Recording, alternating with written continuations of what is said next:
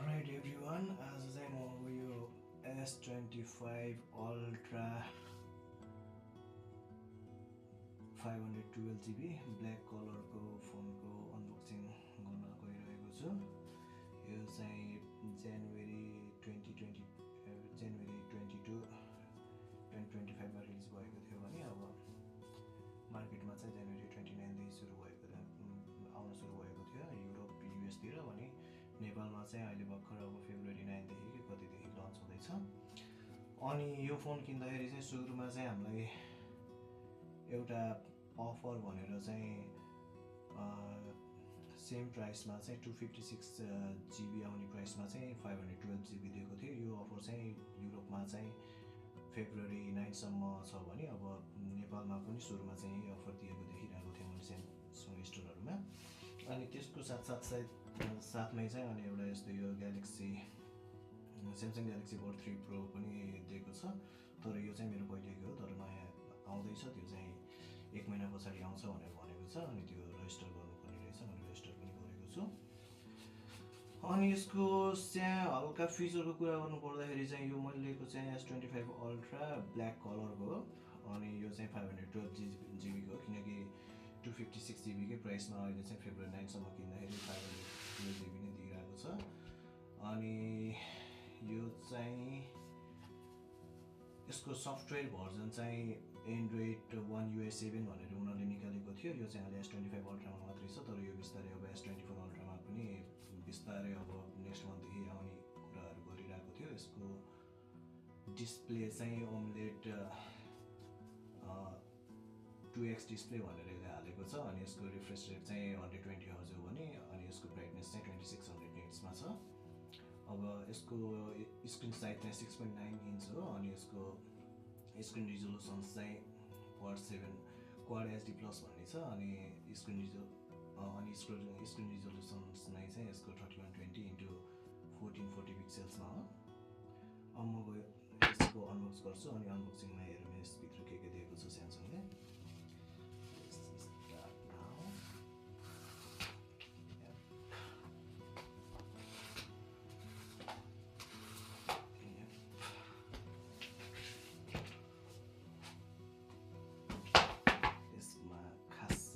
धेरै अचल स्यामसङ आइफोनहरूले चाहिँ एडेप्टर दिन छोडेको छ। आई डोन्ट नो वाइ यो खोल्ने बित्तिकै हल्का फोनमा डस्टहरू चाहिँ देखिएको छ, तर सायद यो खासै यस्तो फरक पर्ने केही नै होइन होला। अब यता हेरौँ के दिएको छ।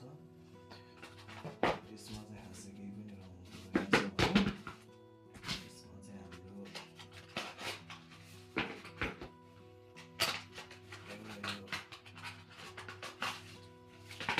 स्यामसङको क्विक स्टार्ट गाइडको यो टाइपको दिएको छ भने अरू यस्तै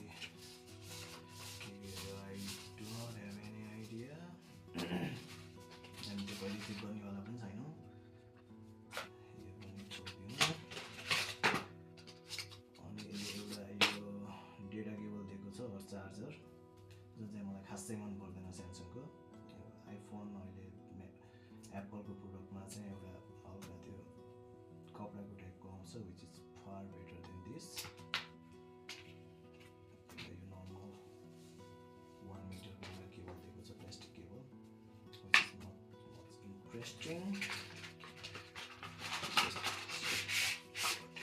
अरू के छ भन्दाखेरि एउटा यसमा चाहिँ एउटा सिम कार्ड निकाल्ने मात्रै छ, अरू खासै केही पनि छैन। Now let's dive into the phone.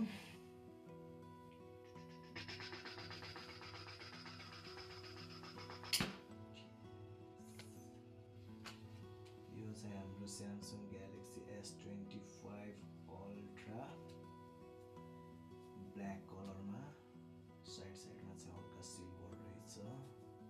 Phone हेर्दा चाहिँ अलिकति बक्सी रहेछ, तर यिनीहरूले S25 Ultra मा अझै यो एज पनि यिनीहरूको पोइन्टी थियो भने अहिले चाहिँ यिनीहरूले हल्का राउन्डेड कर्नर बनाएको रहेछ। इट रियली फिल्स प्रिमियम, हातमा लिँदाखेरि चाहिँ प्रिमियम भाइब्स नै दिने रहेछ। राम्रो छ फोन पनि। Let's try to open it now.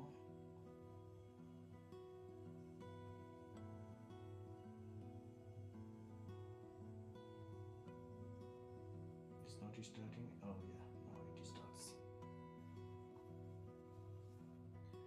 यसको चाहिँ यहाँनिर एस पेन दिएको छ एउटा, which you just press and drag this out. मलाई थाहा छैन म यस पेन चाहिँ खासै युज गर्छु कि नै. This is the first time I'm using Samsung flagship phone. So I don't know which language is this, but Chinese and some